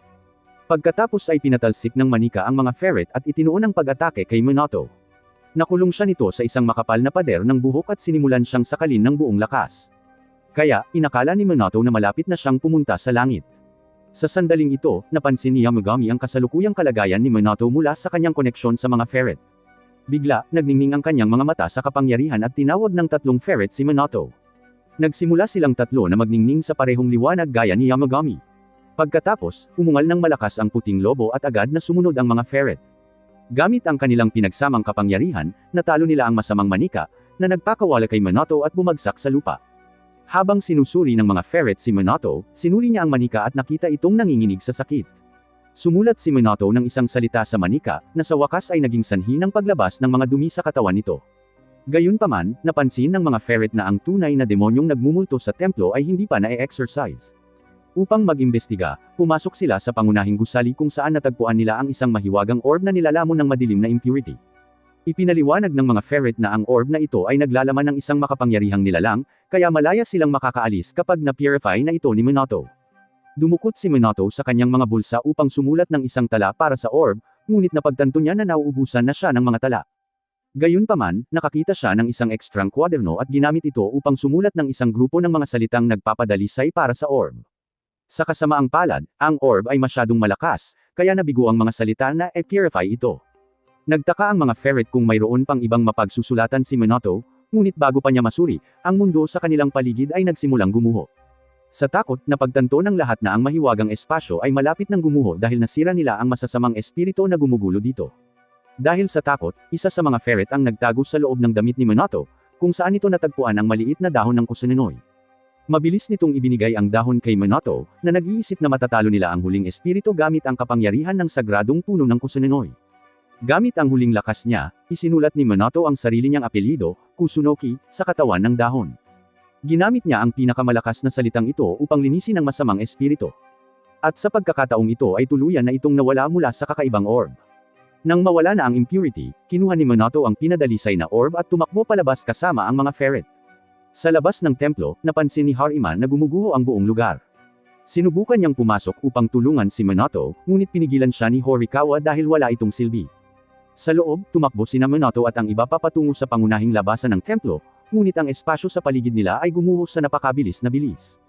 Habang desperadong sinusubukan nilang maabot ang labasan, isang malaking puno ang nabunot dahil sa mga pagyanig. Nagsimulang bumagsak ang puno patungo kay Minato, na pumikit para sa katapusan. Bigla, lumitaw sina Fujin at Raijin at pinutol ang puno. Pagkatapos ay nagdulot sila ng isang malakas na hangin na umihip mula sa kakaibang bahay, na pumutol dito at itinulak si Minato at ang iba papatungo sa labasan. Pagkatapos, nagising silang lahat sa totoong mundo muli. Nagtaka ang mga ferret kung sino ang nagligtas sa kanila dahil wala silang nakitang sinuman. Kaya't parehong dumating sina Fujin at Rajan habang tinutokso ng dalawang espiritu si Minato dahil sa pangangailangan ng kanilang tulong. Humingi siya ng paumanhin sa paggawa ng gulo para sa kanila. Maya-maya, taos-pusong nagpasalamat si Harima kay Minato para sa kanyang malaking tulong. Inanyayahan siya ni Minato sa loob ng bahay upang mag-barbecue kasama ang buong barkada, ngunit tumanggi si Harima dahil abala siya. Bago umalis, binigyan niya ng isa pang bag ng mga dekalidad na pagkain si Minato, na dinala ito sa lahat ng kumakain ng barbecue sa loob. Habang ang lahat ay nag-e-enjoy sa masarap na tanghalian, naghain si Minato ng ilang inumin kina Fujin at Rajan na nagpapahinga sa kanyang paligon. Sa likuran niya, inilabas din ni Kirin ang ulo nito, kaya binigyan din ito ni Minato ng inumin. Binigyan siya ng masayang si Kirin ng isa pang durian bilang pasasalamat, ngunit biglang lumitaw si Reiki mula sa kung saan upang ihagis ang mabahong prutas nito. Nagpabalik-balik silang nagtatalo tungkol sa lasa ng prutas, kaya tumalon si Oreo at pumanig kay Reiki. Habang patuloy na nagtatalo ang tatlong espiritu, tinawag ng mga ferret si Minato upang pagmasdan ang kanyang kakaibang orb. Habang tumitingin si Minato, ang orb ay nagliwanag at nag-transform sa isang maliit na manok. Ipinaliwanag ni Yamagami na ang manok na ito ay tinatawag na Hollow, at ito ang huling miyembro ni Reiki at ng iba pang maswerteng espiritu. Malugod na tinanggap ni Minato si Little Hollow sa kanyang tirahan, at iniunat ng manok ang mga pakpak nito na parang nakauwi na. Pagkalipas ng ilang araw, nasiyahan si Yamagami sa ilang fruit buns habang nagpapalamig sa bahay ni Minato. Habang nagpapahinga silang dalawa, pinagmasdan nila ang ibong si Hollow na nagtuturo sa ibang mga ibon kung paano kumanta. Bagamat ang mga ibon ay mukhang mga cute na batang naglalaro, binigyan ni Hollow ng seryosong payo ang mga estudyante nito na pagbutihin ang kanilang pamamaraan sa pag-awit. Habang karamihan sa mga ibon ay umaawit ng isang magandang kanta, ang isa sa kanila ay nahihiya at tuluyang sinira ang kanilang pagganap. Ikinagalit ito ni Hollow, ngunit mabait siyang umawit ng isa pang kanta upang matulungan ang ibon na matuto. Sa panunood ng eksena, ngumiti sina Yamagami at Minato, masaya na makita ang kanilang mga kaibigan na popular. Sa malapit, sina Oreo, Reiki, at si Kirin ay nagpapahinga rin sa payapang hardin, ngunit hindi napansin ng lahat ang isang kakaibang portal na bumubukas sa kalangitan. Samantala, sa ibang lugar, nilabanan ni Harima ang masasamang espiritu sa isang infected na lugar. Matapos talunin ang isa, tinanong niya ang kanyang partner na si Katsuragi kung nalinis na ba nila ang lugar. Itinuro ni Katsuragi na hindi pa sila tapos dahil tumaas ang bilang ng mga masasamang espiritu dahil sa isang espesyal na pagdiriwang. Nakaramdam ng pagod si Harima sa paggamit ng lahat ng kanyang mana. Kaya, kinover siya ni Katsuragi gamit ang kanyang mga espiritu ng pating at penguin na lumalamon ng ilan pang masasamang espiritu. Bagamat nakahinga ng maluwag si Katsuragi matapos talunin ang mga espiritu, nakatanggap si Harima ng abiso para sa isa pang pag-atake ng masasamang espiritu at nagmadali upang imbestigahan ito. Pagbalik sa bayan, lumabas si Minato mula sa isang tindahan pagkatapos bumili ng mga matatamis para sa lahat. Nang makita siyang lumitaw, nagsimulang pag-usapan siya ng mga tao sa kalye na parang isang uri ng bulong ng ibon. Nalito si Minato, ngunit pagkatapos ay isang grupo ng iba't ibang mga ibon ang nagsimulang dumagsa sa lugar upang salubungin ang kanilang superstar, si Hollow. Hindi pinansin ni Minato ang kanilang bulungan at nagpatuloy sa paglalakad hanggang sa makasalubong niya ang kanyang hardinero, na katatapos lang gumawa ng kanyang ika-25 estatwa. Hinangaan ni Minato ang gawa ng lalaki na nagsabi sa kanya na mas marami na siyang lakas para magtrabaho simula nang magsimula siyang bumisita sa kanyang bahay. Pagkatapos ay nagulat siya sa lahat ng mga ibon sa lahat ng dako. Kaya tumakbo palayo si Minato bago pa siya maghinala. Pagbalik sa bahay, ipinaalam sa kanya ng mga pamilyar ni Yamagami ang tungkol sa lahat ng kakaibang portal na lumilitaw sa lahat ng dako. Sinabihan niya silang huwag magpanik, alam na hindi sila kayang hawakan ng kanyang mga familiar ng mag-isa. Pagkatapos ay humakbang si Yamagami at tumalon sa kalangitan upang tulungan silang harapin ang lahat ng mga rogue domain sa malapit. Habang papalapit si Minato sa kanilang tahanan, napansin niya na nakaalis na ang lahat ng mga ibon. Biglang sumulpot sina Fujin at Rajan at sinabihan siyang umuwi sa lalong madaling panahon. Nagtaka si Minato kung bakit, kaya ipinaliwanag nila na ang masasamang espiritu ay laganap nitong mga nakaraang araw. Inihayag din nila na maraming inabandunang mga banal na kaharian ang biglang sumulpot, na isang seryosong panganib sa mga tao. Habang nag-uusap sila, isang domain ang lumitaw sa kalangitan sa itaas nila. Kaya, pinaalis ito ni Rajan. Ipinaliwanag ni Fujin na ang mga banal na kaharian ay maaaring lumitaw kahit saan mula sa langit, sa lupa, o sa tubig. Binalaan din nila si Minato na maging mas maingat sa paligid ng mga domain. Nagtataka si Minato kung bakit. Kaya itinuro nila na napakalapit na niya sa mga mythical na nilalang na tulad niya. Kaya ang mga mapanganib na domain ay mas naaakit sa kanya dahil si Minato ay nakatira mismo sa isang banal na kaharian at nasiyahan sa mainit na bukal ni Yamagami. Hindi niya mapapalaya ang kanyang sarili kung siya ay mahihigop sa isang rogue domain. Bago umalis si Minato, ipinaalam din sa kanya ng mga espiritu na si Yamagami ay personal na kumikilos upang sirain ang mga inabandunang banal na kaharian. Sa labas, habang tinutunton ni Yamagami ang mga banal na kaharian, napagtanto niya na napakarami nito para hawakan ng mag-isa. Upang harapin silang lahat, humiwalay siya sa kanyang mga pamilyar upang masakop ang mas maraming lugar. Pagbalik sa bayan, nakasalubong ni Minato ang isang inabandunang dambana. Isang hindi kilalang boses ang nagsabi sa kanya na huminto, ngunit inakala ni Minato na si Hollow iyon. Dahil sinabi sa kanya ni Hollow na wala siyang sinabi, hindi pinansin ni Minato ang babala at naglakad palapit sa dambana. Bigla, isang portal ang bumukas sa harap niya at sinimulan siyang sipsipin papasok. Hindi napigilan ni Minato ang paghila, ngunit tumalon si Hollow upang protektahan siya. Bigla, ito ay nagbago mula sa isang pulang manok patungo sa isang majestic na phoenix at sumigaw patungo sa portal. Sa kasamaang palad, si Hollow ay masyadong mahina upang mapanatili ang pagbabagong anyo nito, kaya ito ay bumalik sa isang manok at hinigop papasok sa portal kasama si Minato. Kasabay nito, napansin ni Yamagami na nawala na ang presensya ni Minato. Pagkalipas ng ilang minuto, nagising si Minato sa isang bagong kaharian, ngunit napagtanto niya na ang enerhiya ng dayuhang kaharian ay nagpapasuka sa kanya. Sinimulan niyang hanapin ang labasan, ngunit nakatagpo siya ng isang grupo ng mga kahon na gawa sa kahoy sa daan. Naalala ni Minato ang ilang payo mula kay Yamagami na ang isang banal na domain ay sumasalamin sa pag-iisip ng lumikha nito. Kaya, kung ang domain ay nagsisimulang magpakita ng kanilang mga espesyal na palatandaan, nangangahulugan ito na komportable ang lumikha nito. Habang nagpapatuloy sa landas, nakasalubong niya ang isang maliit na siwang. Pumasok si Minato sa siwang at ang kapaligiran ay nagbago mula sa payapa patungo sa katakot-takot. Sa kailaliman ng madilim na kuweba, natagpuan ni Minato ang isang babaeng natutulog sa sakit at napagtanto niya na ito ang lumikha ng domain. Bigla, bumangon ang babae at nagsimulang magreklamo tungkol sa baradong hangin sa loob. Sa kabila ng alam na kailangan niyang magpahangin sa kanyang sariling tahanan, tinatamad siyang bumangon at linisin ito. Tinanong ni Minato ang babae kung siya ang lumikha, at tumango ito. Nagtaka siya kung bakit siya dinadalaw ni Minato kasama ang isang makapangyarihang nilalang. Sinabi sa kanya ng babae na hindi niya ito tinawag. Kaya, ipinaliwanag ni Minato na aksidente siyang nahila sa kanyang domain. Sinabi rin sa kanya ng babae na hindi niya binuksan ang pasukan sa kanyang domain. Kaya, ipinaalam sa kanya ni Minato na maraming inabandunang banal na domain ang nagbubukas sa kanyang mundo. Gayunpaman, ang babae ay malinaw na nakatira sa kanyang tahanan. Kaya, nagtaka siya kung paano niya ito natagpuan. Pagkatapos ay nagtaka siya kung hamina na ang kapangyarihan sa kanyang selyo. Kaya ipinaliwanag ni Minato na ang kanyang dambana ay ganap na sira. Nang makita ito, bumantong hininga ang ginang sa lungkot. Pagkatapos ay naramdaman niya ang mga kapangyarihan ni Minato at napaisip kung magagamit ba niya ang kapangyarihan ng hangin ni Fujin. Nagulat si Minato na nalaman niya habang ang Diyosa ay namangha na ang isang taong kasing mahinahon ni Fujin ay talagang nagbigay ng kanyang kapangyarihan sa isang tao. Ngumiti siya at tinanong si Minato kung magagamit ba niya ang kanyang kapangyarihan ng hangin upang ma-ventilate ang kanyang kuweba. Nalito si Minato, kaya iminungkahi niya na hamihip ng hangin sa loob upang ma-ventilate ito. Pumayag siyang tumulong ngunit nagtataka kung kailan niya ito huling na-ventilate. Matapos itong pag-isipan, sinabi sa kanya ng Diyosa na huling na-ventilate niya ang kanyang kuweba mahigit 1,000 taon na ang nakalilipas. Nabigla si Minato sa banal na naninirahan sa silong na ito, ngunit pinigilan niya ang sarili na magbigay ng anumang komento. Pagkatapos ay humiga muli ang ginang pagkatapos sabihin sa kanya na asikasuhin ang lahat. Tinanong siya ni Minato kung papayagan ba niya itong umalis kapag nalinis na niya ang kanyang lugar. Kaya, pumayag ang ginang. Gayunpaman, nasaktan siya na tinanong siya nito at napaisip kung itinuturing ba siya nitong isang uri ng hindi seryosong tao. Itinuro ni Minato ang kakilakilabot na kalagayan ng kanyang kuweba. Kaya, itinuro ng ginang ang isang daliri at binuksan ang isang portal sa malapit. Sinabihan niya itong itapon ang anumang lumang kahon na gawa sa kahoy palabas ng portal. Kaya, sumang-ayon si Minato at itinaas ang mga kahon. Pagkatapos ay sinimulan niyang hipan ang lahat ng mga ito papunta sa portal. Habang pinapanood siyang nagtatrabaho, humanga ang babae sa mga kasanayan ni Minato. Sa labas ng domain, ang tatlong ferret ni Yamagami ay patuloy na nagwawasak ng mas maraming divine domain.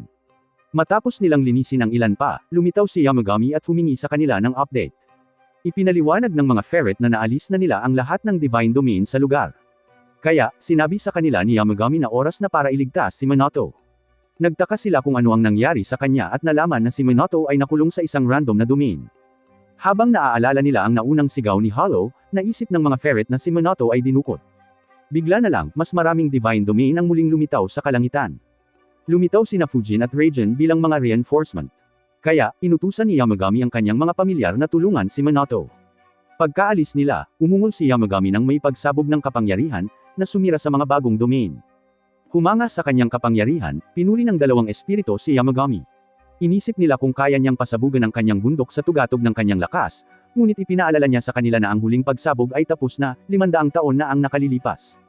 Pagbalik sa banal na lupain, natapos ni Minato ang paglilinis ng kuweba ng tamad na Diyosa.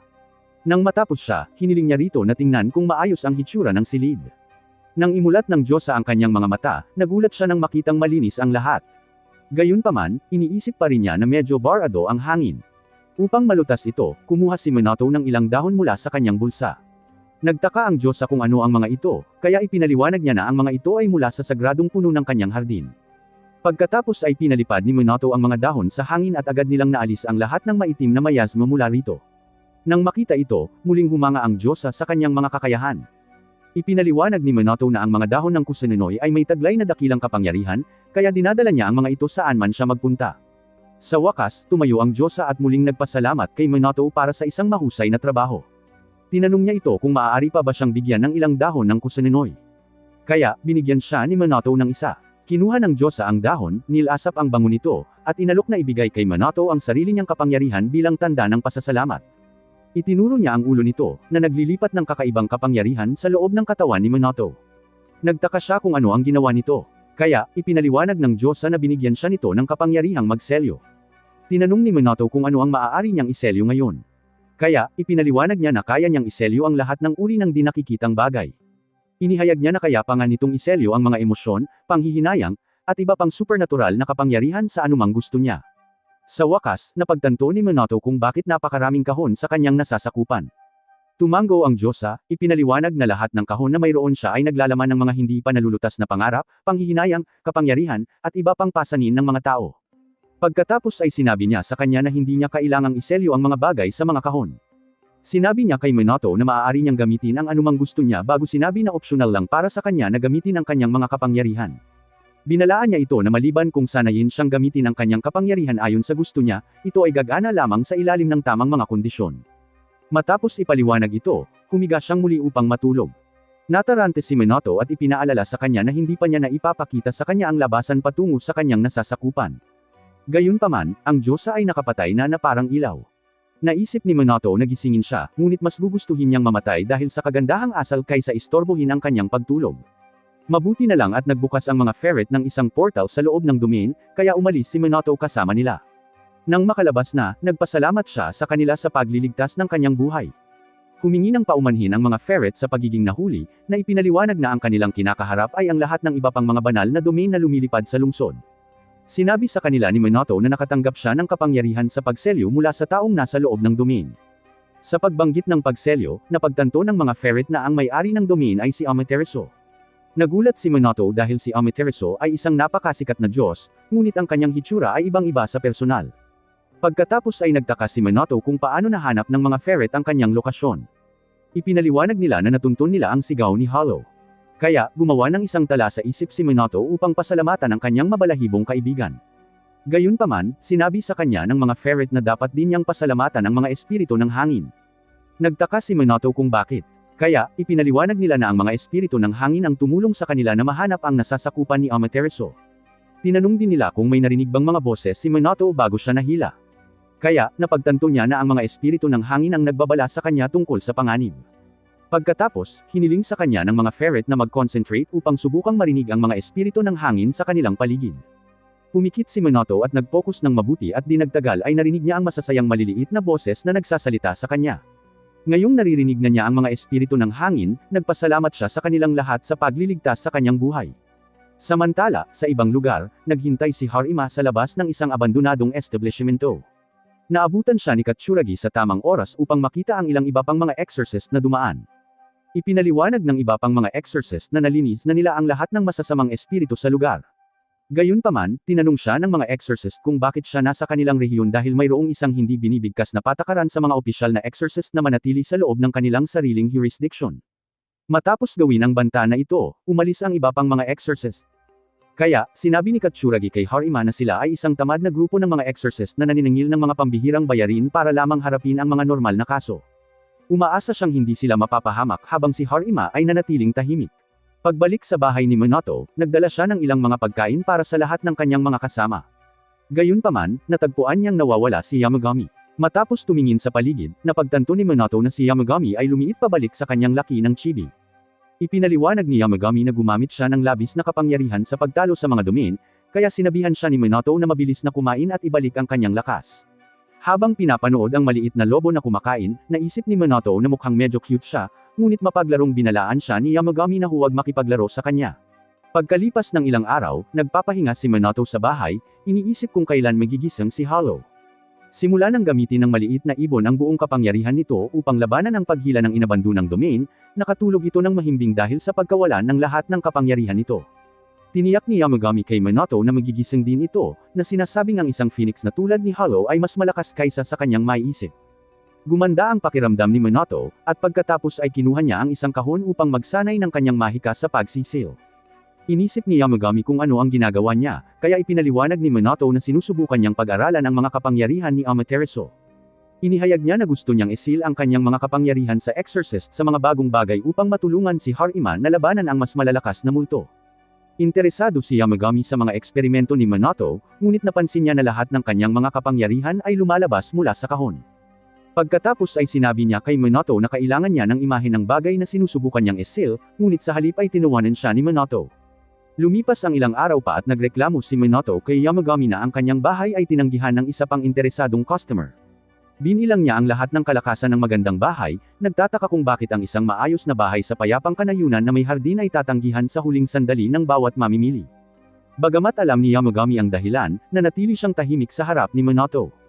Pagkatapos ay napansin niya na tagsibol na, kaya ginamit niya ang kanyang mahika upang magtanim ng magagandang puno ng sakura sa buong hardin ni Minato. Nang makita ang magagandang kulay rosas na mga puno, nagtaka si Minato kung paano ito napabilis ni Yamagami sa pagsibol. Ipinaliwanag ni Yamagami na ginagamit niya ang kanyang mga mata upang maglagay ng mahika ng pagbabago, ngunit nag-ambala si Minato ng katotohanan na binago rin ito si Yamagami pabalik sa kanyang maliit na laki. Pagkatapos ay naisip niya ang mga salita ni Yamagami, na pagtanto na dapat gamitin ng isang tao ang kanilang mahika sa paraang mas madali para sa kanila, tulad ng kung paano mas madaling gamitin ni Yamagami ang kanyang mga mata. Ito ang nagbigay kay Minato ng ideya na iselyo ang kanyang kapangyarihan sa pagpapalayas ng demonyo sa kanyang mga tala, tulad ng dati niyang ginagawa. Habang nagtatrabaho siya sa kanyang memo pad, ang mga ibon sa labas ay umaawit ng isang magandang awit. Nang marinig ito, tinawag ni Yamagami ang kanilang Hollow, na agad na nagising mula sa pagkakatulog nito at lumipad palabas upang turuan ang kanyang hangal na estudyante. Pagkatapos, lumabas si Minato kasama ang tatlong pamilyar ni Yamagami upang manghuli ng mga usbong ng kawayan. Nagtaka siya kung bakit kailangan nila ng mga kakaibang halaman, kaya ipinaliwanag ng mga ferret na ang nakakapreskong tubig ng kawayan ay maaaring maglinis ng kanyang isipan para sa pagsasanay ng mahika. Bagamat hindi mapakali si Minato sa madilim na kagubatan, nagpasya siyang magtiwala sa mga ferret at nagpatuloy sa paglalakad kasama nila. Habang naglalakad silang lahat palayo, hindi nila napansin na may sumusunod sa kanila mula sa likuran. Samantala, pabalik sa bahay ni Minato, sina Fujin, Rajan, at Yamagami ay nagsasaya ng magkakasama. Ipinaliwanag ni Fujin na sila ang dahilan ng pag-alis ng lahat ng interesadong mamimili sa bahay ni Minato. Sa sandaling magpakita ng interes ang sinuman sa kanila sa bahay, tinatakot sila ni Fujin sa pamamagitan ng paglalagay sa kanila sa kanyang domain. Inisip ni Yamagami na napakasama niya sa mga kawawa na customer, ngunit ipinaalala sa kanya ni Rajan na literal niyang ginamit ang kanyang masamang santuwaryo laban kay Akiju ilang sandali lamang ang nakalipas. Gayunpaman, iniisip ni Fujin na karapat-dapat si Akiju sa magaspang na pagtrato dahil sa pagiging bastos niya kay Minato at sa kanyang mga kaibigan. Pagkatapos ay napansin niya ang isa pang inabandonang domain sa kalangitan, na patungo sa kinaroroonan ni Minato.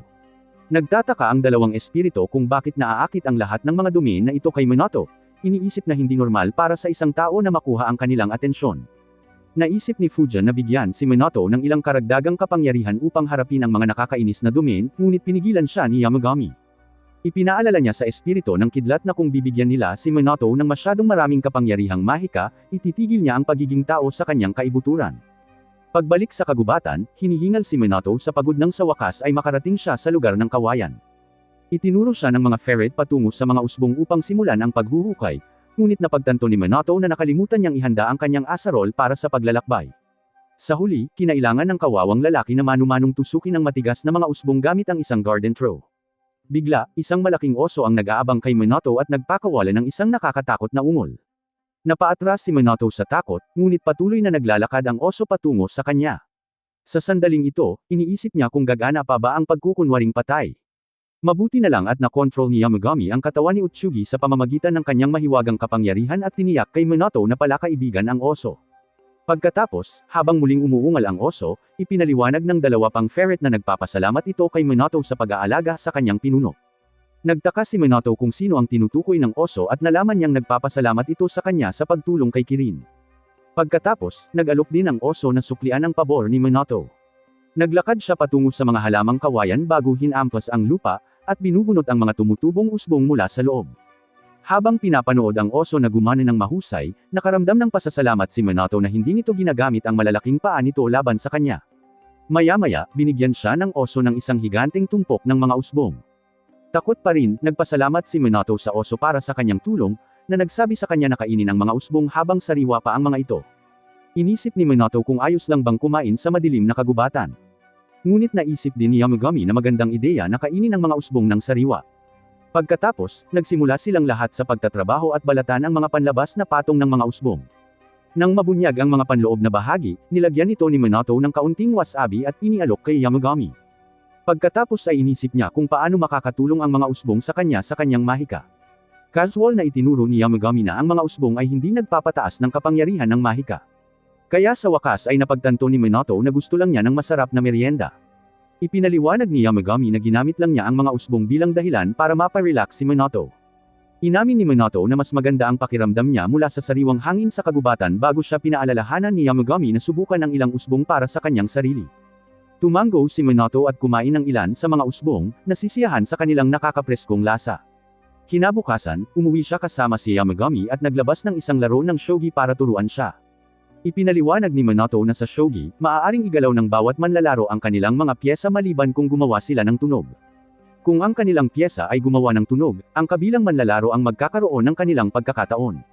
Naisip ni Yamagami na ang laro ay magiging madali para sa isang dalubhasa sa mahika na tulad niya. Gayunpaman, tuluyan siyang nawasak ni Minato.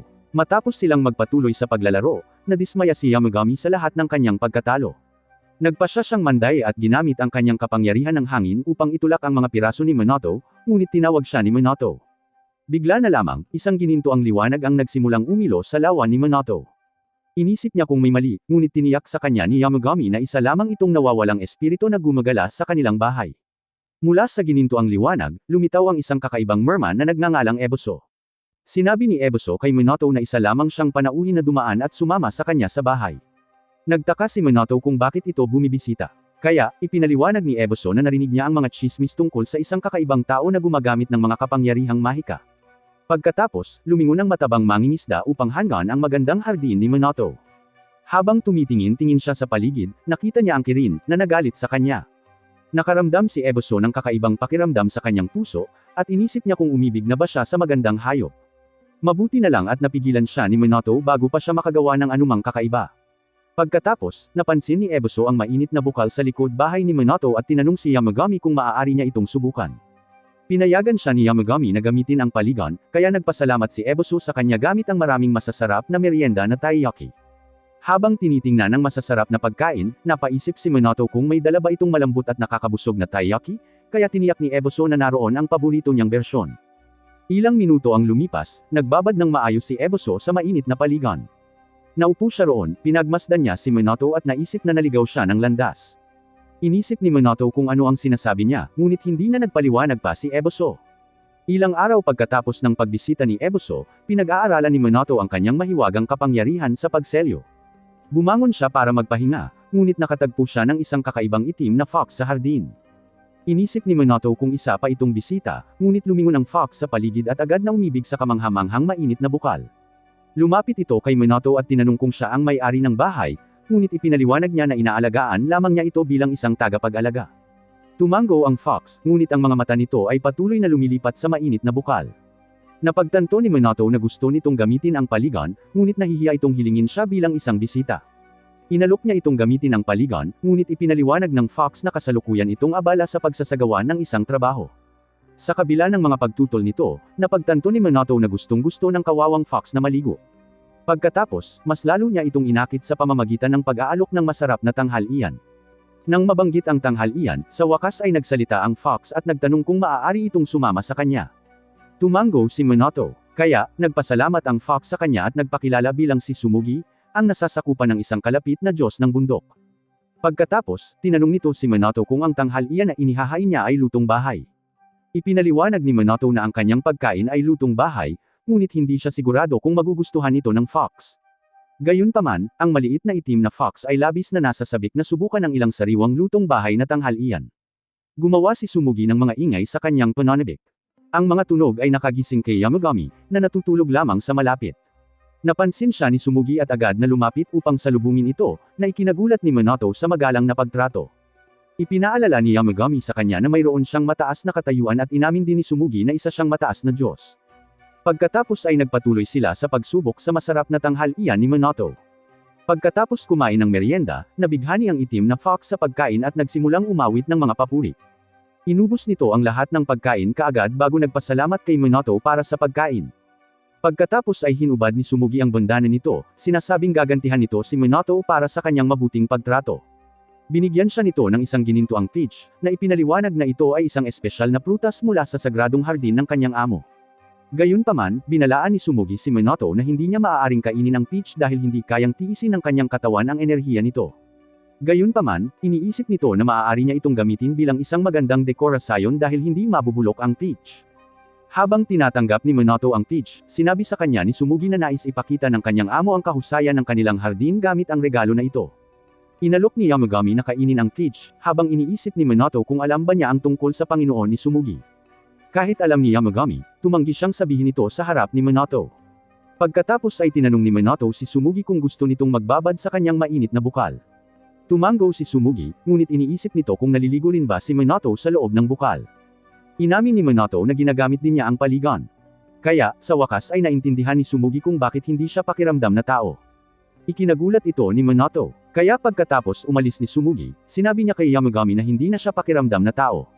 Bagamat matagal nang alam ni Minato na espesyal siya, napagtanto niya ngayon na nakapasok na siya sa mahiwagang mundo ni Yamagami matapos mamuhay kasama niya at ng iba. Kahit na gustong gamitin ni Minato ang kanyang mga kapangyarihan upang tulungan ang mga taong mahal niya, natatakot siyang baka kalaunan ay maging isang nilalang siya na hindi tao. Mabuti na lang at tiniyak ni Yamagami kay Minato na mananatili siyang tao at mamamatay bilang parehong tao na gaya ng dati. Nabawasan nito ang pressure kay Minato at handa na siyang magsanay muli gamit ang kanyang mga kapangyarihan. Iminungkahi ni Yamagami na balikan ang kanyang nakaraan. Naisip niya na mahahanap ni Minato ang sikreto sa paggamit ng kanyang mga kapangyarihan sa kanyang mga nakaraang alaala. Habang iniisip ni Minato, naalala niya ang unang pagkakataon na nakakita siya ng mga supernatural na bagay. Noong siya ay 5 taong gulang nang una niyang makita ang cute na espiritu ng batang babae na naninirahan sa bahay ng kanyang lolo. Iyon ang episode 1-6. Mag-like, mag-comment at mag-subscribe kung gusto mo ng kasunod na episode nito. Salamat sa panunood.